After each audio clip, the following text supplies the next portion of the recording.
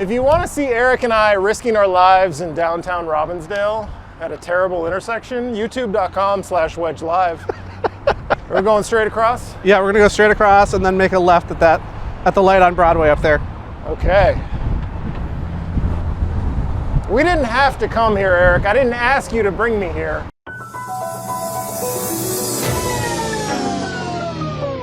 We're rolling. We're rolling. Calling out tap people. This is a real thing. Real thing.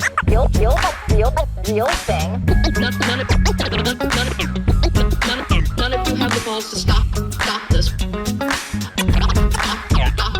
this. I've got plenty of time. I have nothing else going on today. We're in the Wedge neighborhood right now.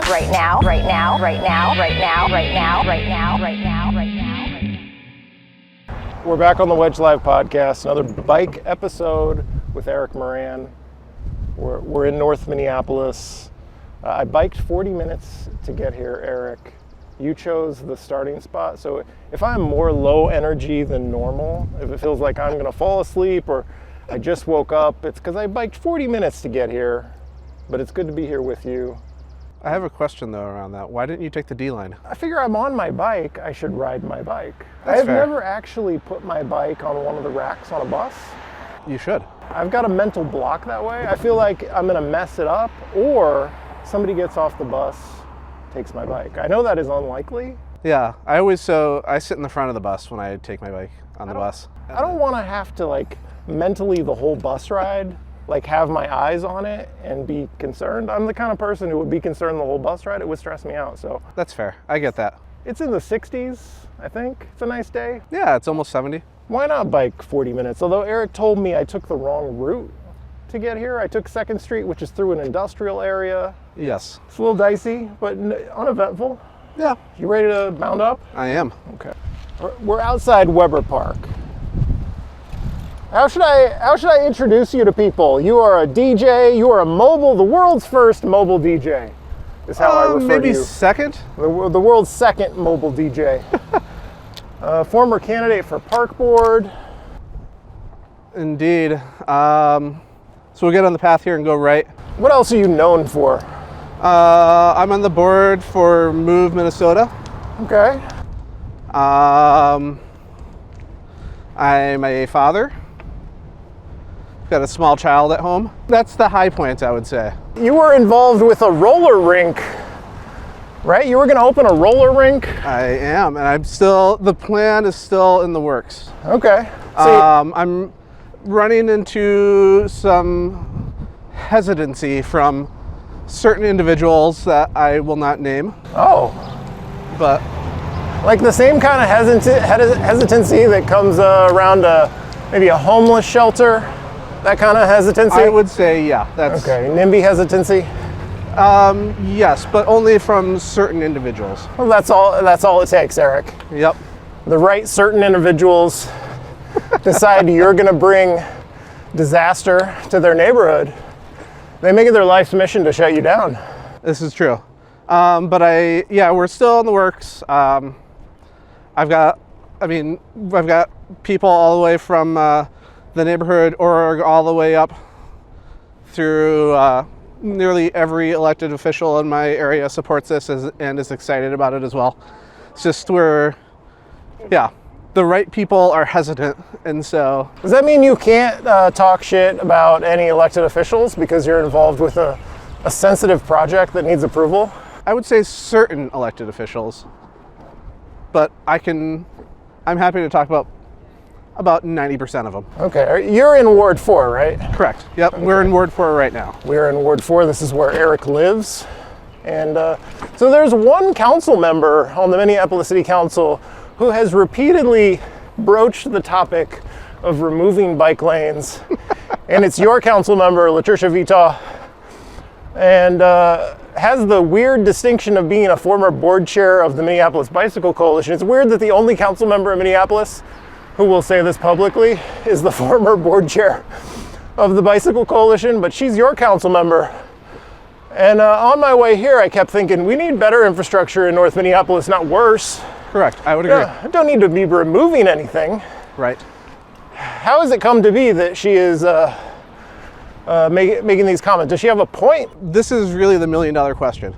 I am not entirely sure what her angle is, but she claims that the citizens in North are telling her that they don't want bike lanes and they want them removed. I would say that's not the case from what I see in like the neighborhood and Facebook groups, but I'm not entirely sure where this is all coming from, and it adding to that layer of confusion, especially with her being with her history with the Bicycle Coalition, with our streets. I mean, those people exist in every ward, in every neighborhood, the complainers, absolutely. Yeah. The people who are against change, and it's a matter of who you listen to, who has your ear. Any council member could say, this is what I'm hearing. I'm sure they're all hearing these complaints. For sure. But they've also got constituents who are like, these are great. My safety while getting from place to place depends on these. Please more. Right. Yep. And I mean, what's funny is I see the complaints too from former elected officials about bike lanes. Right, yeah. Especially in the neighborhood groups, like former House members and things like that will remain unnamed, but I'm sure people can piece together who it is. I can't piece together who it is. You have to tell me. You have to be explicit, Eric. Who is it? Do you remember who Fooley's predecessor was? I don't know. Joe Mullery? The name seems vaguely familiar. Thank you for telling me who it is. This is why you're a former. Yes. You've got a 90s era vision of transportation. Right. All right. So we can just continue through this construction here. Through the barricades? Yep. Or across the just path? follow the runner over there. Okay.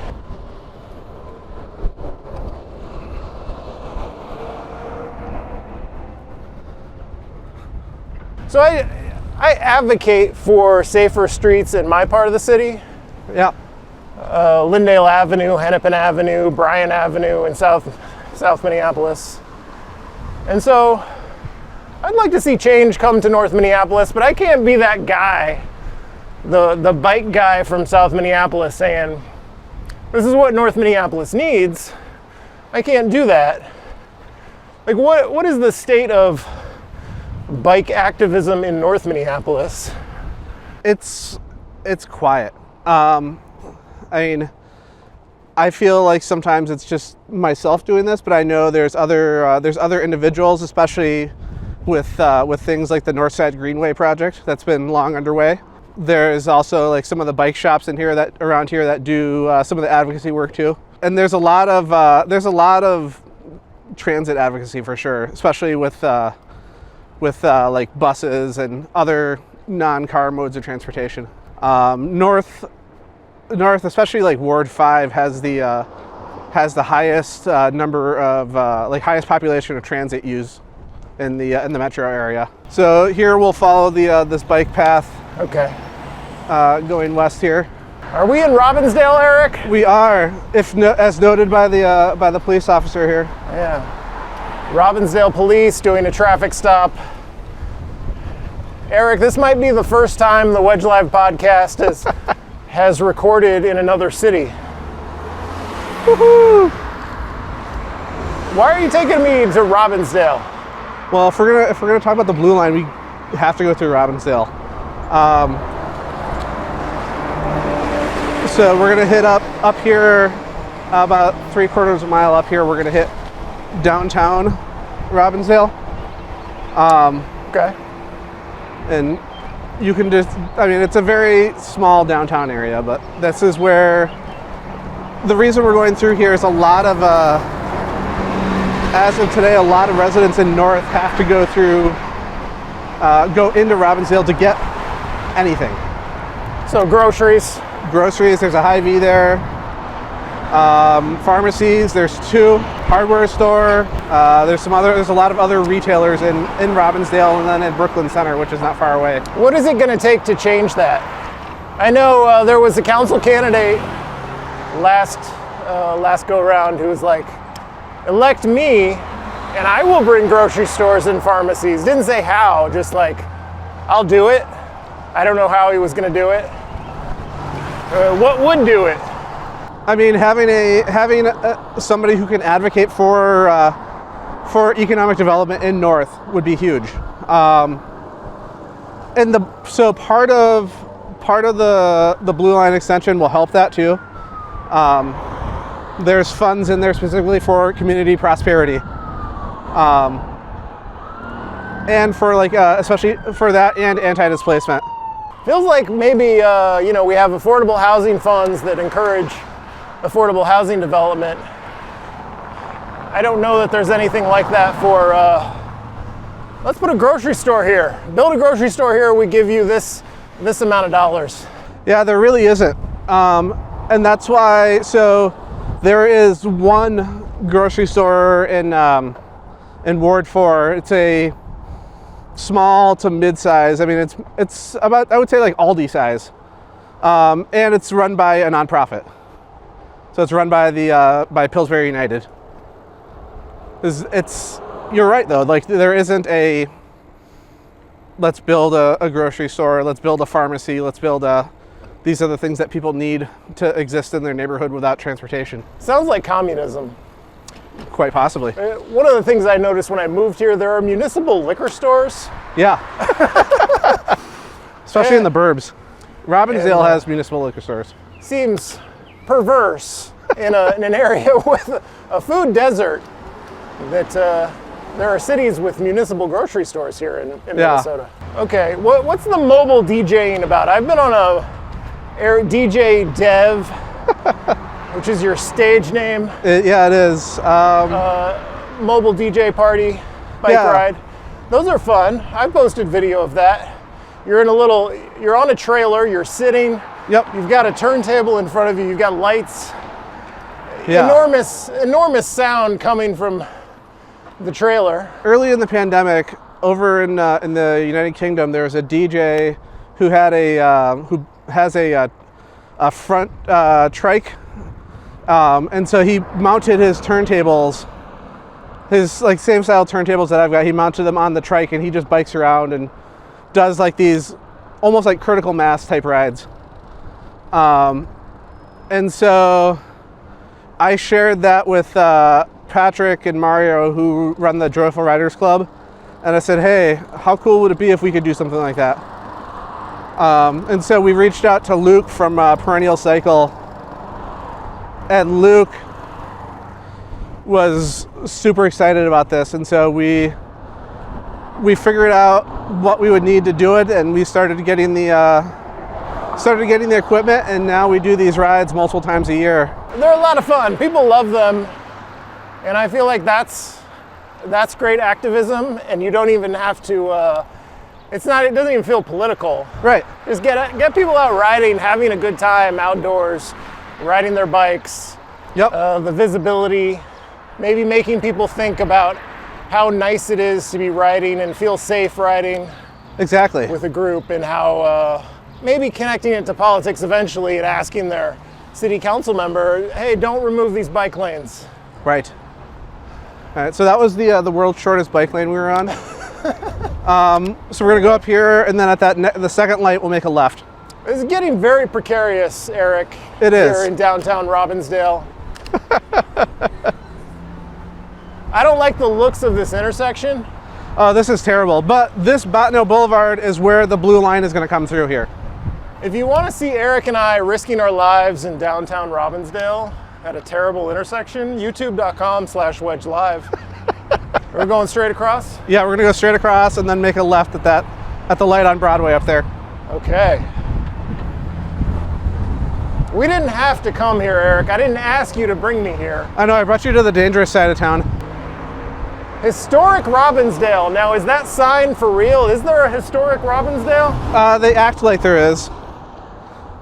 So you can see up here, we've got this nice light rail alternatives sign. So we'll make a left here. Are we gonna go past the future light rail station? Yeah, so so we just passed one. So Botno that we just passed is gonna be where the light rail is gonna go up through Brooklyn Park. And then there's gonna be a stop just on the other side of McDonald's over here for downtown Robbinsdale. Historic downtown Robbinsdale. We're on West Broadway in Robbinsdale. We are. So here's the light rail alternative. You can see that there. Okay, yeah. And then here's another one. They really don't want the light rail here. No, they do not. All of these groups, what they're pushing for They're pushing for it to be BRT instead of light rail, which makes no sense. And it would completely set, like, everything that, all the work they've done, and they would basically have to throw it all away.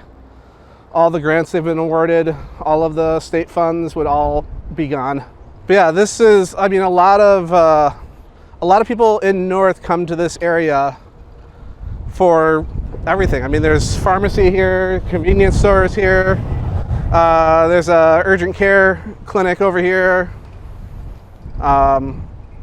If we continue on Broadway this way, we'll pass Hy-Vee. So lots of, I mean, this is, the reality is you have to leave North to go get your basic necessities. So over here, there's that sign in the corner that says, "It's Dave." It is Dave for Ward 2. There's a special election in Robbinsdale for Ward 2, which is the wealthier ward in Robbinsdale. And what is Dave's politics? Dave does not want the LRT. He wants bus rapid transit. Is he going to win? He did better. We'll make a left here. He did better in the primary. So Robbinsdale primary, it was the top two vote getters move on to the special election in August. Up here, we'll go through, and then there's a bike path on the right. Okay. So one of the things I forgot to mention. There's also a push for downtown Robbinsdale, instead of having a at grade station, to have a elevated station. Okay, what's that about? I mean, it's one of those also that just doesn't make sense. They somehow don't want to tarnish, I'm using tarnish in quotes here, the aesthetic of that, of this county highway here. And just think that adding an elevated station is going to make it much better. Oh, look at these yard signs. Did you bring me here specifically for a yard sign video here? Did you know these were all here? Oh yeah, they've been up here for like a year plus. Is this the swanky part of town? Yes. This is Ward 2 in Robbinsdale here. So in Minneapolis, I know the swanky parts of town are on the water, the lakes, the river. There is a lake, yeah, right on the other side of this, Lake Crystal here. I knew I could smell the water. I have no idea where we were, but you told me we're in the fancy part of town. I was like, there's water somewhere. Okay, there's water on our left. I can't imagine orienting my city politics entirely around opposition to light rail.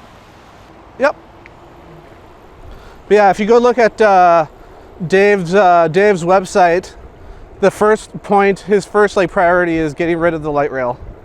Dave is over-promising. You're not getting rid of the light rail, Dave. Right. It reminds me of Scott Graham, who promised after Hennepin Avenue was about to start construction, and he's in the middle of an election campaigning that he's going to stop it. He knew he was lying to his supporters, but it feels good. It feels good to rant against the thing you can't stop. Yep. I mean, at this point, so the election is in August. The municipal consent phase runs from August through October. All municipal consent is going to do, though, is just give them the option to redesign the light rail in Robbinsdale, not to veto it completely. So potentially change the route? Yeah, but they have to come up with Robbinsdale then would have to come up with what they want the alternative to be. Not in Robbinsdale. Look how wise I am. Look at what a great political analyst I am. Really, the anti-blue line group, all that stuff is just it's such a dog whistle for racism. I mean, that's really what it is, right? Yeah. It's just people saying that because the light rail had, especially over the last few years, had such a stigma with crime and things like that, and that they think that if you just bring the light rail to Robbinsdale, then all that crime is just going to get off and get off the elevated stop here. I mean, counterpoint, Eric, if I have a choice between the light rail and taking a bus, I'm taking a bus. That's fair. Just the reality of it.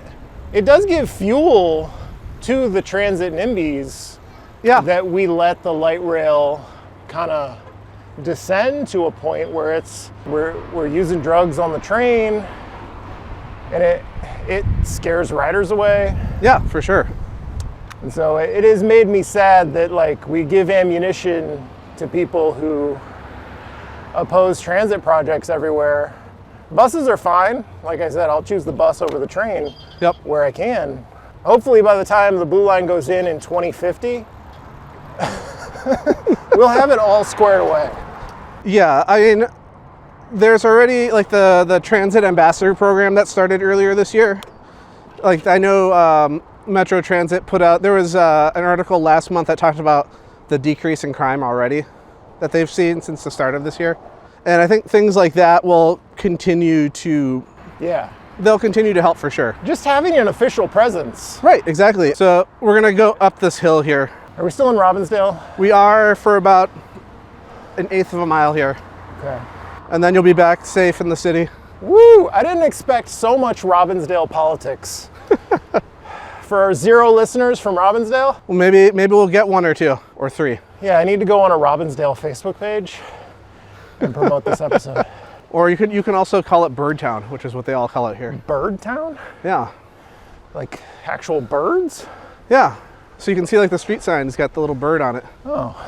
What kind of bird? Is that a hummingbird? I assume it's a robin. It's like a little Twitter bird almost. Yeah, so here, this Jason Greenberg, this is the other candidate. Oh, is he pro light rail or is he like, I don't want to talk about it? He's pro light rail, but I would say he's soft on pro light rail. Woo! How you feeling? That was quite a hill there at the end coming out of Robbinsdale. Yeah. Oh, Robin. It's spelled with 2 B's. It's nothing to do with the bird. I'm a yard sign aficionado, and it kind of looks like a soap wrapper logo. Like Dove. I can see that. Yeah, like Dove. I see Dove from a distance. It's unreadable, but I love the It's Dave slogan. Yeah. Is he missing an apostrophe on the it? There is no apostrophe, you're correct. So we have Robbinsdale on our right. Yep. And we're in Minneapolis. This is Victor Memorial Parkway, which if you watched the last episode of Wedge that I was on, I talked about bringing Pokemon players back to this area. Oh, has that come to pass? No. Is Pokemon Go still going strong? Oh, among the like the hardcore people, for sure. So Uptown icon Ryan Brown is constantly playing Pokemon Go. Right. I know he's still into it. Oh yeah. Yeah, I've got a few friends that that do, and every time I tell them I'm traveling somewhere out of town, they're like, "Hey, can you collect whatever they've got in that area?" Really? Yeah, because there's collect stuff and give it to people. Yeah, there's regional differences in all of the things. Do they have to give you their phone? No, but that would be pretty great if You'd be really dedicated. Like, here, take my phone for the weekend. Collect me a Pokemon Go. I don't need it. I don't need my phone. I just really need this Pokemon. So this whole intersection was just finished. This is Lowry in the Parkway here. This was just completed last year, but this is going to be another Blue Line stop. So it'll be at grade. So yeah, down here. You let me know when we get to the bike lane that LaTrisha wants to remove. Just rip out. I think she wants the one in the one that I see the most complaints about is on 53rd, which is basically the border with Brooklyn Center. She wants to remove all the bike lanes, is what I've understood. All of them? Yeah, why not? Nobody uses them, right? Yes. The former board chair of the Minneapolis Bicycle Coalition. What's the deal with these bike lanes? Nobody uses them. So if we continue on this path, we'll hit Theodore Worth. Okay. But instead, up here a little bit, about a quarter mile up, we're gonna make a left to go back into non-park space. Can we talk about your failed run, your failed candidacy for park board? Oh yeah. Are you able to piss off people on the park board now? Can you talk freely? I will say I have stayed away from most park board politics.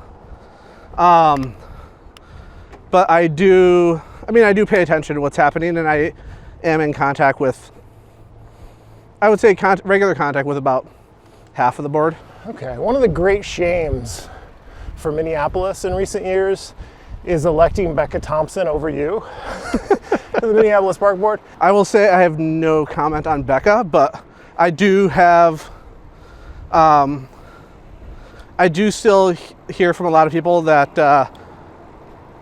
said that they wish they would have supported me better. She makes Carol Becker look normal, and that's a lot coming from me. I can speak freely. Yes, you can.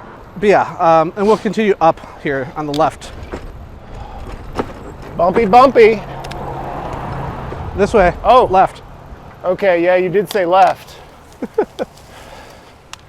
Got it? Maybe. I just followed the stripes. I can't remember if this is actually, it's either Robbinsdale or Golden Valley now. Okay. This is like Wedge Live without borders. We're going international here. I've never spent so much time outside Minneapolis. Do you feel safe? I feel sketchy. All right, so up here at this arch, we'll make a left. And this is where 26th is, in the 26th Avenue bike lane. Are there any other North Minneapolis infrastructure projects you're keeping an eye on? There's Yeah. the Bring Back 6th campaign. Yeah, the 6th one I am. I think that one's great. Especially since there's so many people that lived there at one point in the past and can remember when it used to be an actual street instead of a state highway. One of the other ones that I'm really excited about is the Northside Greenway as well. Where's that going in? So that's the plan to turn Humboldt and Irving into a more pedestrian and bike-friendly road. Right now they're in the feedback period with options. There's 3 options. There's one that will make it like Bryant in Uptown. So it'll make it like Bryant where it's got a full like bike lane on the side and it's like one way. There's another plan to make it to remove the car side, like the car street itself, and make it like Milwaukee Avenue. So I mean, the plans are from one end all the way to the other, and right now they're in the gathering feedback. You create a stir like that, you're gonna invite It's Dave to move to Minneapolis and oppose that. Oh yeah, there's a lot of the talk of people saying that if they do that to their street, they're gonna move out of the area. Oh, please do. People were very upset about Bryant, and look at it now. I don't see how anyone could look at what Bryant Avenue looks like now compared to what it was before. Stretches with no boulevards. Yep. Like super wide, unnecessarily wide. Now we're gonna have plantings and grass. Yep. And place all for the traffic calming too. Yeah, slower traffic. Why would anyone want to live on a fast street and invite people from other places to just drive through fast as they can, making all that noise? Right. I mean, it's the same. It's the same people that complain. They'll say, like on one hand, it was really nice during the pandemic when things were quieter on my street. Right. And then on the other hand, saying, but if you do that to my street permanently, I'm going to move away. Yeah, I'll believe it when I see it, because my point here is, once it's done and it's nice, Yep. the people who are complaining will just shut up Yep. and maybe never feel any shame about it. But they won't have the guts to come out and say, no, this is actually terrible, because that will seem ridiculous. Yep. Agreed. Easy to oppose the thing that hasn't happened yet and that is mysterious and potentially dangerous and risky. Yep. So yeah, I'll give a shout out to Alexis Penny for leading a lot of that effort. He's been doing great. He's a Northside bike advocate. One of the other ones I'm excited about too is, so we're on 26th right now. 26th, they want to connect this to across the river to Northeast. And so that's being led up by the park board. That'll be a longer project than we'll go through the current members of the park board. But yeah, that'll be exciting to see. Because right now, if you want to cross over to Northeast, you have to go, you've got Broadway or Plymouth, or you can take the you can take the kind of sketchy old railroad bridge across the river, which I don't recommend doing because you have to carry your bike across it. Oh my God. Are there trains? Do trains cross it too? No. Coming up 2nd Street, I kept thinking, gee, it would be nice if I could see the river, because I know it's right there, instead of this industrial area. Yep. Any other part of the city, I can bike along the river and actually see it and be off the street. Yep. And not feel like my life is at risk. Yeah, agreed. I'm hopeful that as a part of Upper Harbor Terminal that the city and the park board start to reclaim that land, especially from like the shingle factory that's there and all of the other like industrial waste that is around that space. Yeah, there's 2 elements. There is letting people access nature and not polluting the air that people breathe. Yep. With industrial uses. Yep. So we'll make a left on Fremont here. There's a bike lane. Thanks. How you doing? Should I ask you if anyone is going to run against LaTrisha Vetaw? You can. I mean, at this point, I don't know who is. So, Okay, and that's you an have honest no answer. information to give me about that. That is correct. I have no, yeah. And even as like friend to friend, I don't know who isn't running. Eric is playing 2 roles here, podcast guest and friend, answering the same way each time, no. So it's coming into North, it's almost all uphill. And then going south is very downhill. Do you put a lot of time into bike advocacy, and how much time do you put into politics? It's not your job, but how much do you put a lot of time into it still? Yeah, I do.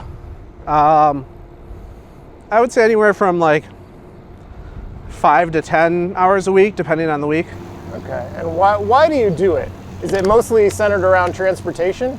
It is, and like I'll go door knocking for people. I'll like candidates that I support. I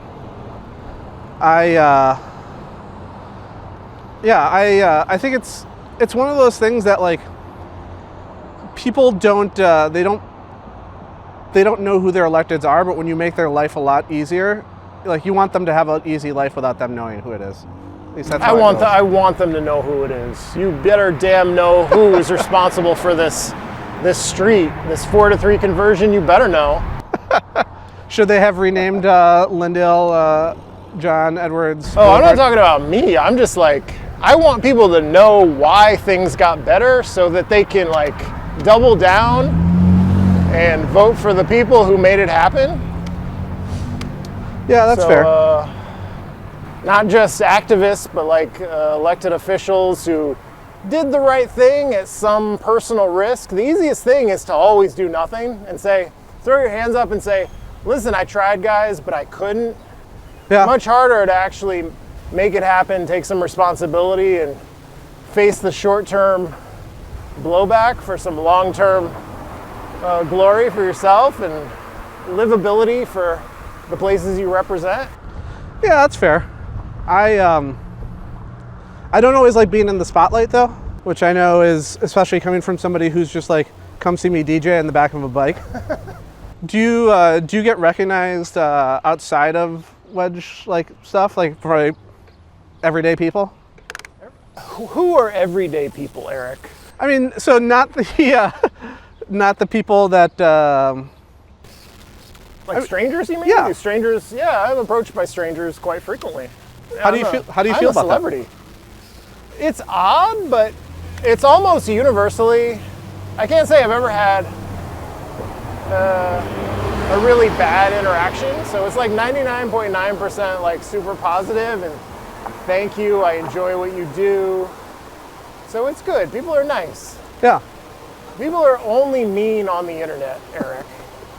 In real life, everyone loves you. One of my favorite things is going in the North Minneapolis like Facebook groups and seeing all the people who do complain about bike lanes, and they're like, look at the plastic bollards that got destroyed. Yeah, what is their angle on that? What a waste of resources, right. Or oh my God, people are driving in the bike lanes. It's the waste of resources, and that by showing that a bollard is destroyed, that it means it's unsafe. And I'm like, you're correct, it is unsafe, but for the wrong reasons. Yeah, I like this lane. I like this a lot. This is usually my go-to to get into downtown. And then this dumps us out over here. There's going to be, we'll make a right on Washington, and I'm like 90% sure that first light rail blue line stop is going to be right there on Washington and 10th. Can I get a complete answer from you about why you do this? Why do you do it? What got you started is maybe a better reason. Like, how did you come to it initially? Advocating for better streets and transportation. When I was growing up in the burbs here, instead of my parents chauffeuring me around, they just told me to learn how to get around on my own on a bike. Oh, out of cruelty, or you need to toughen up, kid? Might have been a little bit of both. Having a bike and having a bike and being able to navigate our transit system here is such a game changer. I would love to see more bike program incentives, especially for last mile for people. Continue to expand transit, and then for those that can, here's a bike to go that last mile where transit just doesn't go. It is freedom. Yeah, and then on top of that, living where I live, I'm a block from a C line stop. Being able to not really pay attention to the schedule and just being able to go and hop on the C line, or in the future being able to hop on the light rail. Bus routes, bus routes can change, but you put that light rail in and that's there for 100 years, right? And with that comes all of the economic development around that spot too. All the zoning changes, all the opportunity for future stuff. That's the sort of thing that nobody really thinks about, but it 100% happens, right? Any recommendations? Anything to recommend to people? If you're in North and looking for food, so in Ward 4, this is a similar complaint to what we were talking about before, how there's just a lack of things to do in North. But if you're looking for food, Camden Social is pretty great in North.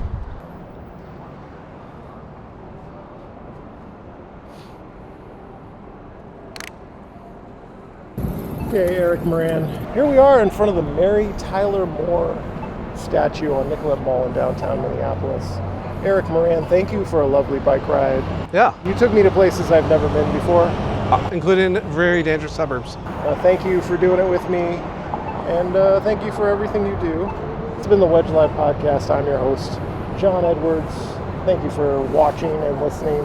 YouTube.com/Wedge Live. You don't want to miss the video portion of these episodes. This is a real thing. Real thing. None of you have the balls to stop this. Stop this. I've got plenty of time. I have nothing else going on today. We're in the Wedge neighborhood right now.